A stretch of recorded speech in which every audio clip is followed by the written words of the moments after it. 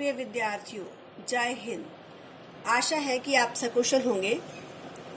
आज हम writing skill यानी लेखन कौशल के अनुच्छेद लेखन नामक विषय पर चर्चा करेंगे। बहुत सारे बच्चे निबंध और अनुच्छेद में अंतर नहीं समझते हैं, तो सबसे पहले मैं उन्हें अंतर समझाना चाहूंगी कि जब हम किसी विषय पर अपने भाव या विचार विस्तार से प्रकट करते हैं तो उसे निबंध लेखन कहते हैं, किंतु जब हम किसी विषय पर अपने विचार संक्षेप में प्रकट करते हैं तो इसे अनुच्छेद लेखन कहते हैं। अनुच्छेद लेखन जो है, इसमें आपने एक ही पैराग्राफ में अपनी सारी बातें लिख देनी होती हैं।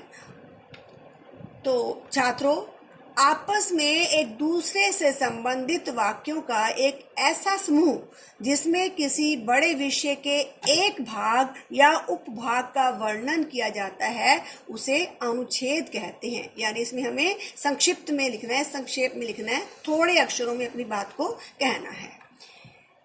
अनुच्छेद लिखते समय हमें कुछ बातों का ध्यान रखना चाहिए। वो बातें कौन सी हैं कि अनुच्छेद अधिक से अधिक 100 शब्दों का होना चाहिए, यानी बहुत ज़्यादा शब्द नहीं होने चाहिए। 80 से 100 शब्द, एक दो वाक्य शब्द इधर उधर भी हो जाएं तो कोई बात नहीं, लेकिन बहुत बड़ा नहीं होना चाहिए, यानी 120 110 ऐसे नहीं होना चाहिए। वाक्य छोटे छोटे और एक दूसरे से जुड़े हों। भाषा सरल किंतु प्रभावशाली हो। अनुच्छेद में भूमिका तथा उपसंहार की आवश्यकता नहीं होती, यानी जैसे हम निबंध में भूमिका हेडिंग देते हैं, उपसंहार देते हैं, ऐसा कोई भी हेडिंग हमने नहीं बनाना है। यदि हम अनुच्छेद के आरंभ में अनुच्छेद से संबंधित सूक्ति, उदाहरण या कविता की पंक्ति लिख दें तो अनुच्छेद प्रभावशाली बन जाता है। हम उसमें कोई कोटेशंस दे सकते हैं, लेकिन हमने उसको अलग अलग पैराग्राफ में नहीं डिवाइड करना है। एक ही पैराग्राफ में सारी बातें लिख देनी है। आपको संकेत बिंदु लिखे हुए मिलेंगे।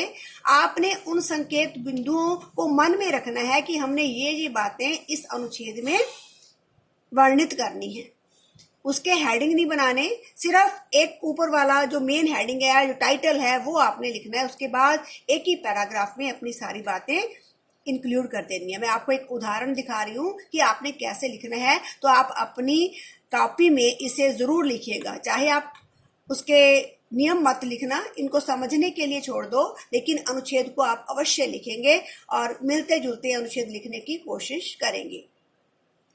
बीता हुआ समय फिर हाथ नहीं आता। अब हमने इस विषय पर अनुच्छेद लेखन करना है। आपको संकेत बिंदु दिए गए हैं कि समय ही जीवन है। हमने ये बात उसमें मेंशन करनी है कि समय ही जीवन है।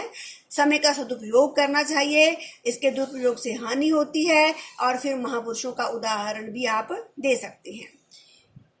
अब देखिए इसका कि महापुरुषों ने कहा है कि समय बहुत बलवान है, एक बार निकल जाने पर यह कभी वापस नहीं आता। वास्तव में समय ही जीवन है, इसकी गति को रोकना असंभव है। संसार में अनेक उदाहरण हैं जो समय की महत्ता को प्रमाणित करते हैं। जिसने समय के मूल्य को नहीं पहचाना वह हमेशा पछताया है। इसके महत्व को पहचानकर इसका सदुपयोग करने वाले व्यक्तियों ने अपने जीवन में लगातार सफलता प्राप्त की है। जो व्यक्ति समय मिलने पर भी अपने जीवन में कुछ नहीं कर पाते, वे जीवन में असफल रहते हैं। जो विद्यार्थी पूरे वर्ष पढ़ाई नहीं करते, वे फेल होने पर पछताते हैं। तब यह उक्ति अब पछताए होत क्या, जब चिड़िया चुग गई खेत, चरितार्थ होती है। विद्यार्थियों को समय का मूल्य पहचानते हुए हर पल का सदुपयोग करना चाहिए।